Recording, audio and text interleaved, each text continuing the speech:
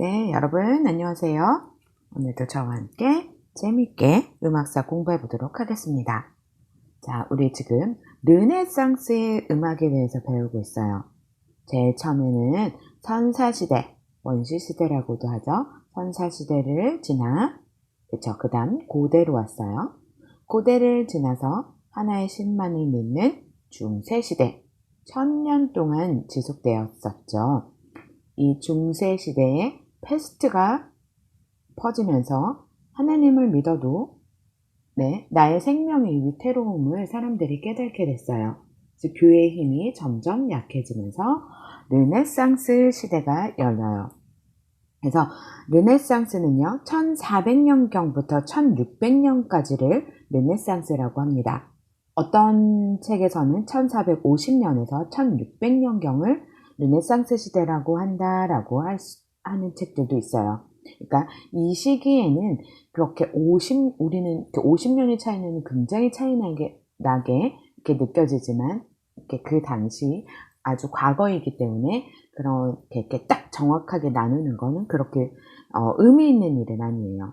그래서 뭐 1400년경부터 1450년경부터 그때부터를 르네상스 음악이라고 하는구나. 그러니까 1400년경부터 1450년까지는 중세시대의 음악과 르네상스의 음악이 이렇게 합쳐져 있다고 생각하면 되겠죠. 과도기라고 생각하면 될 것 같아요.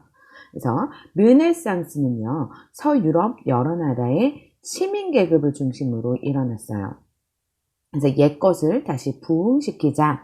어떤 옛것? 그러니까 르네상스 전이 중세니까 중세가 싫어서 르네상스 음악이 생겨난 거잖아요. 그러니까 중세 이전의 것. 그러니까 고대죠. 그쵸? 고대, 그리스, 로마의 철학과 예술에 대한 관심의 부흥운동이 르네상스예요.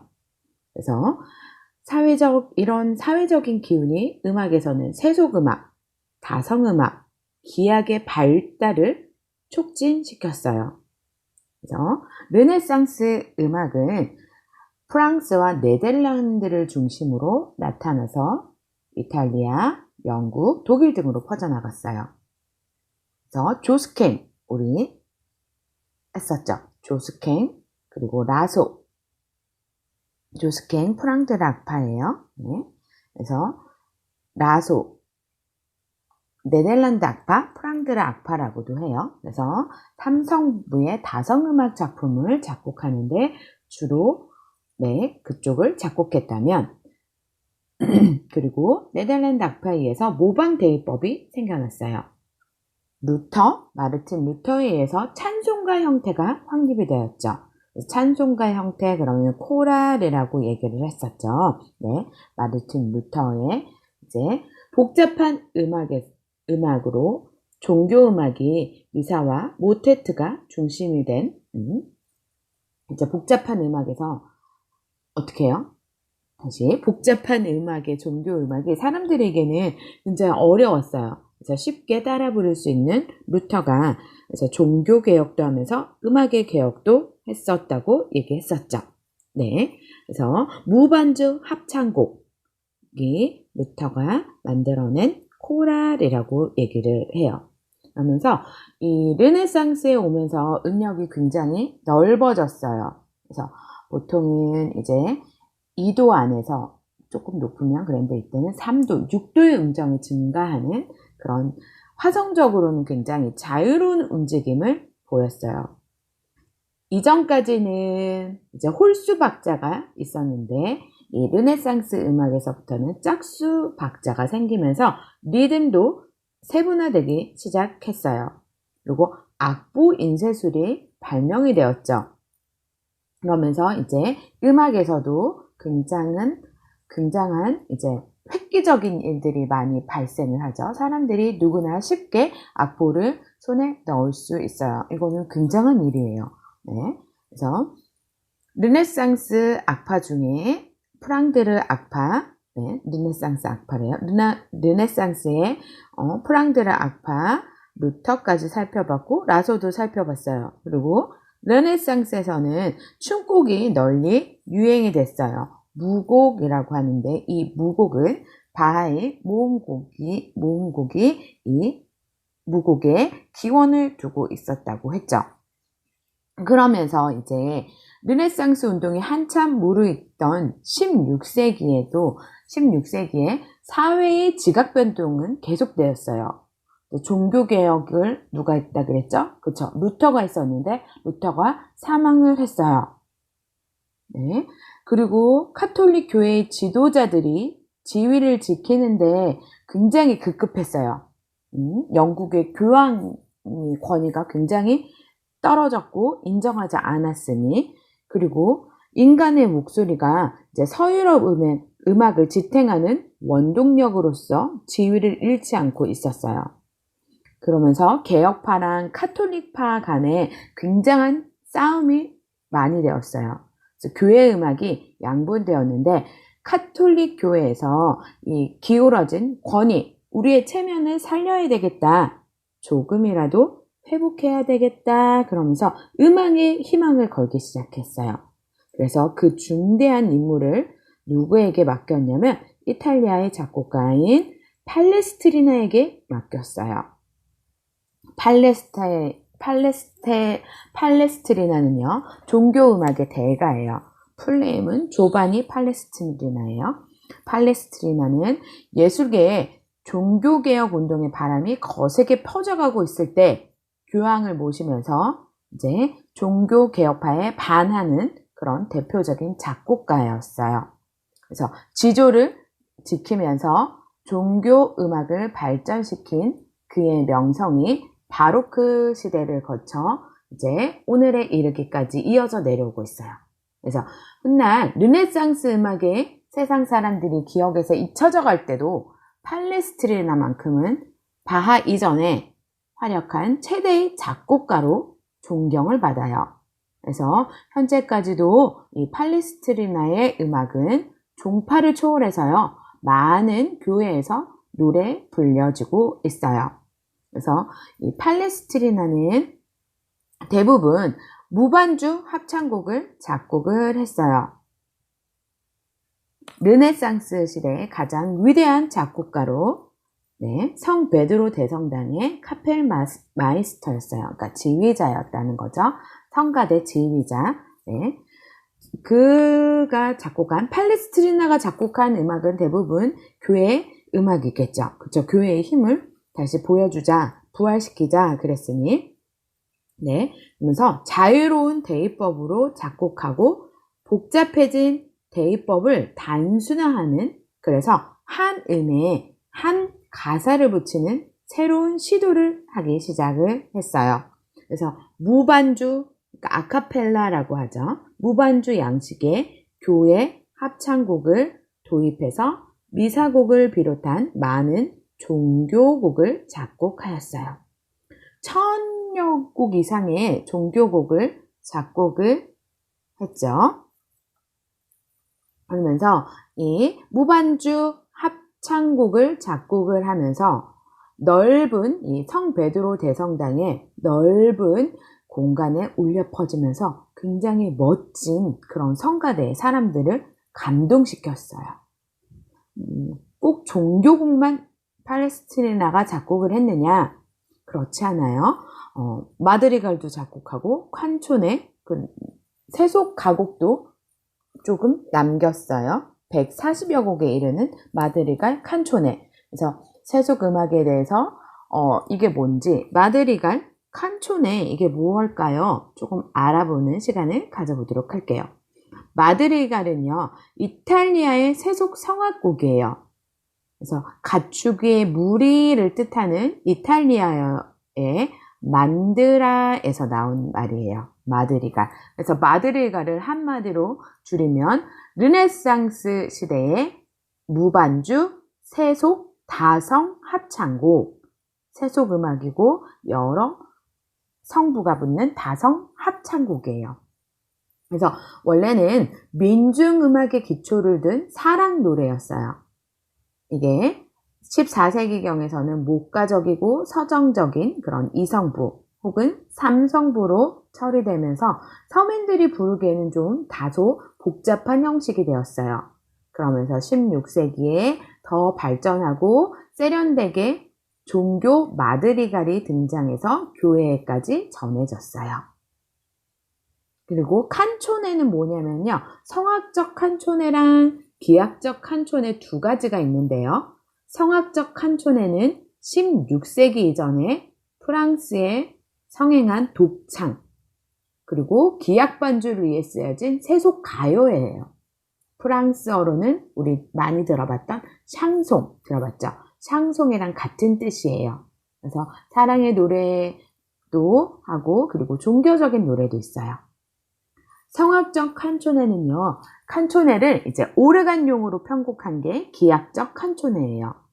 그러면서 이 기악적 칸초네가 다른 기악곡으로도 발전을 하면서 이 칸초네가 뒷날 소나타의 기원이 되기도 해요. 네, 그래서 이제 조바니 팔레스트리나의 미사곡 중 아주 유명한 교황 파르첼루스 미사가 유명한데 같이 한번 들어보는 시간 가져볼게요.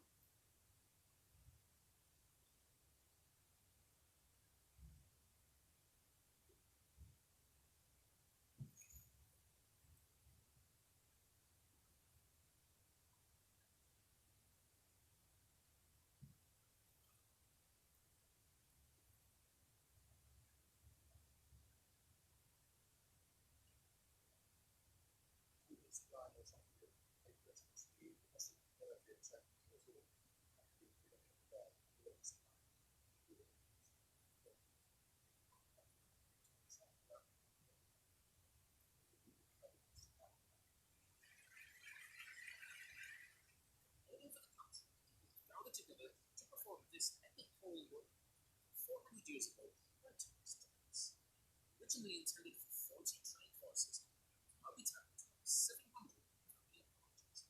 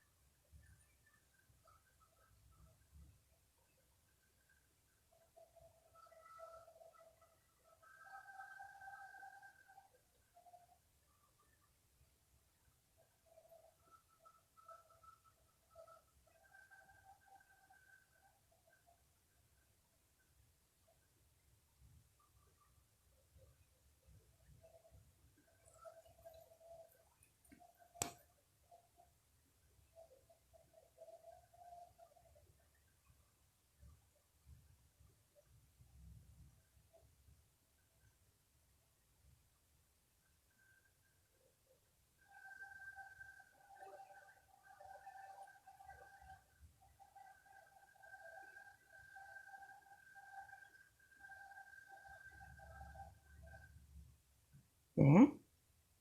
이렇게 팔레스트리나는요, 악보도 이렇게 있어요. 팔레스티나의 악보도 같이 감상해 보면 좋을 것 같아요.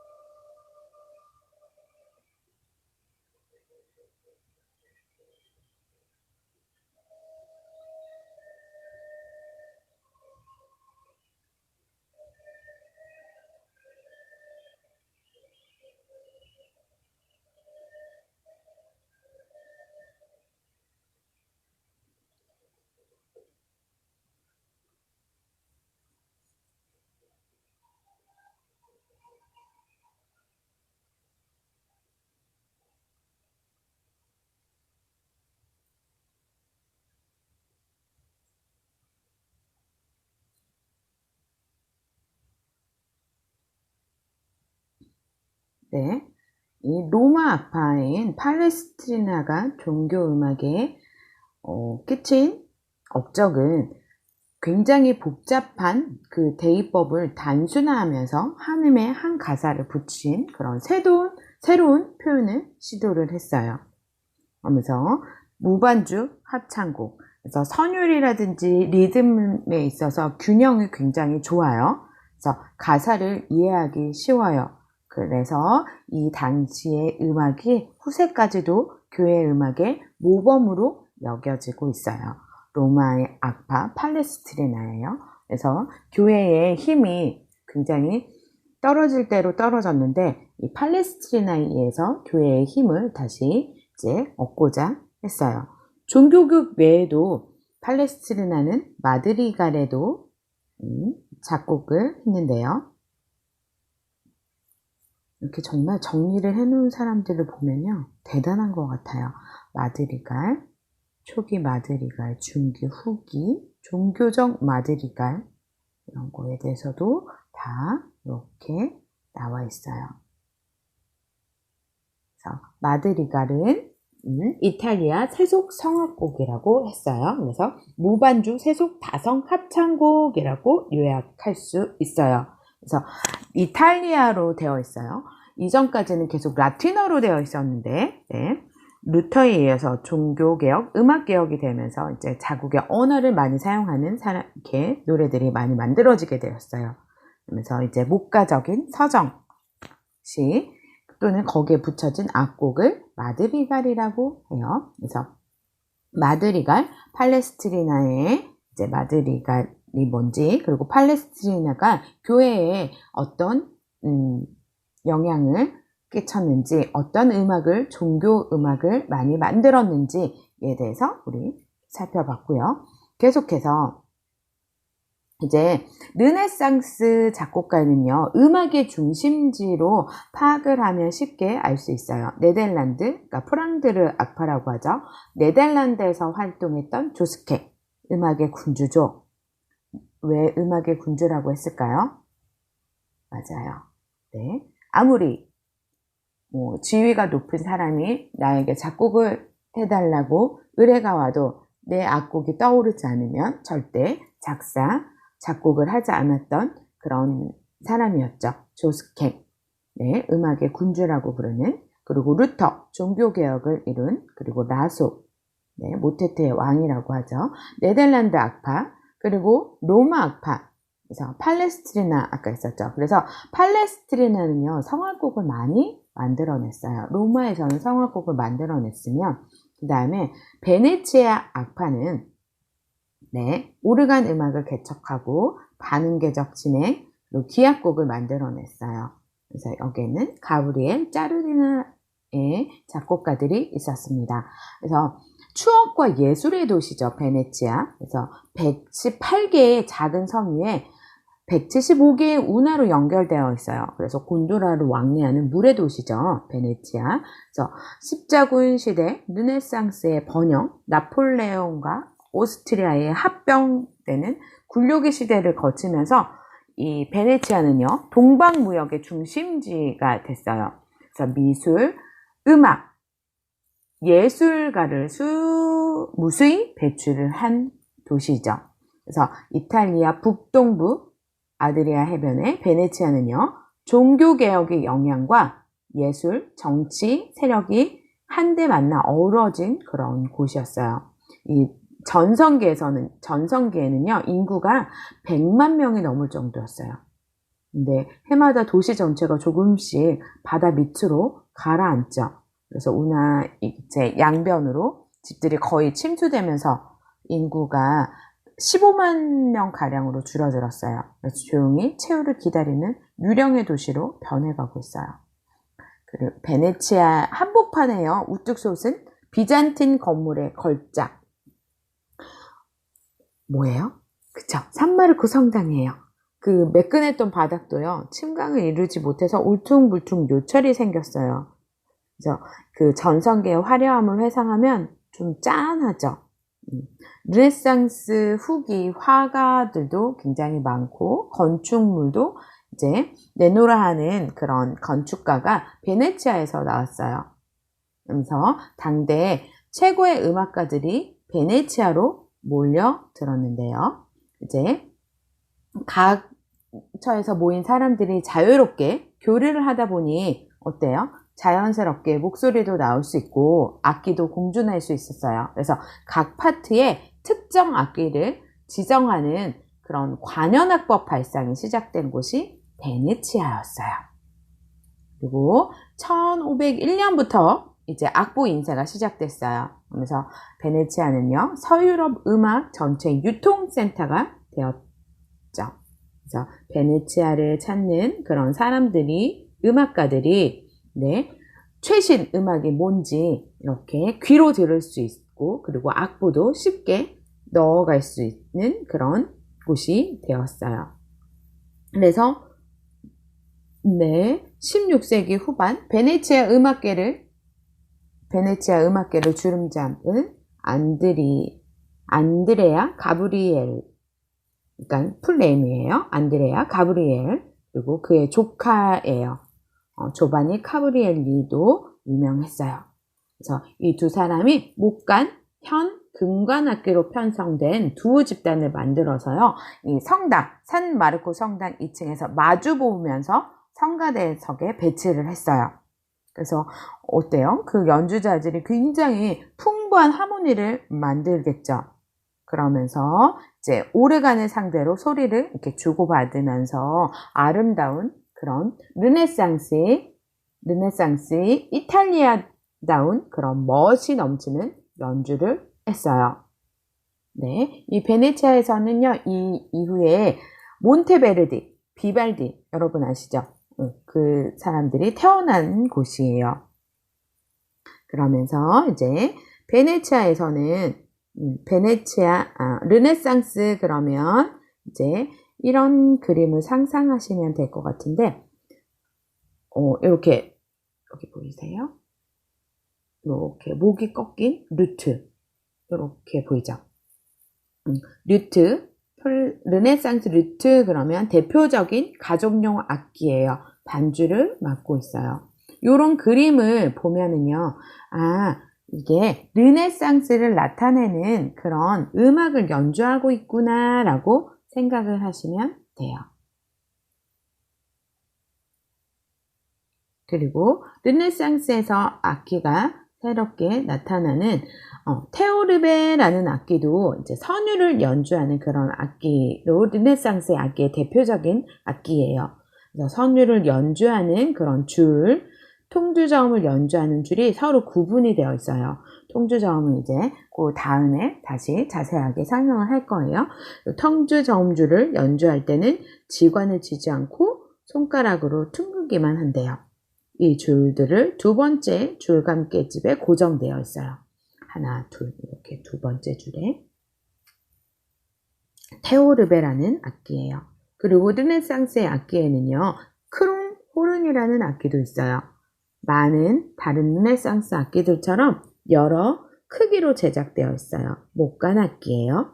그래서 지팡이처럼 구부러진 관을 갖는 게 특징이에요.